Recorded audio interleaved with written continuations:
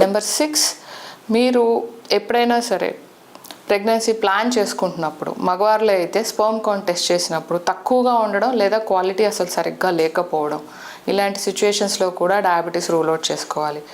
And ladies విషయానికి వచ్చినట్లయితే PCOS problem ఉన్నా కానీ, పీరియడ్స్ ఇర్రెగ్యులర్గా ఉన్నా, కన్సీవ్ అవ్వడానికి కష్టం అవుతున్నప్పుడు కూడా ఇన్సులిన్ రెసిస్టెన్స్ అనేది హైగా ఉండొచ్చు బాడీలో, కాబట్టి డయాబెటీస్ని రూల్ అవుట్ చేసుకోవాలి.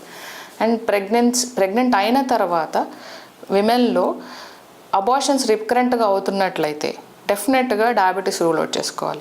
ఈ సిచ్యువేషన్ ఇప్పట్లో కొంచెం అరుదు, ఎందుకంటే మనం ప్రెగ్నెంట్ పాజిటివ్ అని తెలియగానే యూనివర్సల్ స్క్రీనింగ్ ఫర్ డయాబెటీస్ చేస్తున్నాం. కానీ మారుమూల ప్రాంతాల్లో ఇంకా ఇలాంటి సిచ్యువేషన్ అరైజ్ అవ్వచ్చు, లేదా వెల్ ఇన్ఫార్మ్డ్ ఎడ్యుకేటెడ్ పేషెంట్స్ కాని వాళ్ళలో, తెలియని వాళ్ళలో కూడా ఇలాంటి సిచ్యువేషన్స్ రావచ్చు. అందుకే దీని గురించి కూడా చెప్తున్నాను.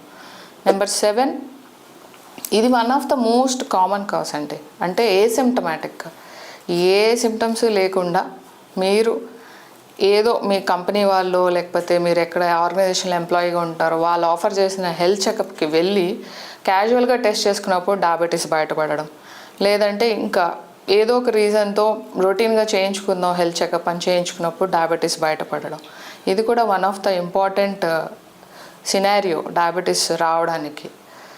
అండ్ నెంబర్ 8, పెళ్ళైన వాళ్ళల్లో ఎస్పెషల్లీ పురుషాంగం గట్టిపడకుండా అంటే ఎరెక్టైల్ డిస్ఫంక్షన్ అంటాం, సెక్స్లో పాల్గొనలేకపోతున్నట్లయితే డిఫరెంట్ కాజెస్ ఉండొచ్చు వీటికి, సైకలాజికల్ స్ట్రెస్ అలా రకరకాల కాజెస్ ఉండొచ్చు. కానీ డయాబెటీస్ అనేది అటోనామిక్ న్యూరోపతి వల్ల ఈ ప్రాబ్లం కాజ్ చేయొచ్చు, లేదా బ్లడ్ వెజల్స్ని ఎఫెక్ట్ చేసి ఈ ప్రాబ్లం కాజ్ చేయొచ్చు.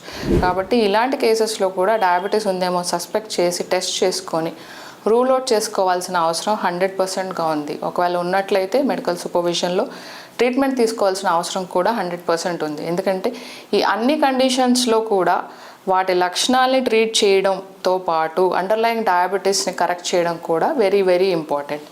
Share this information with your family and friends and help them have a better understanding of diabetes. Thank you so much.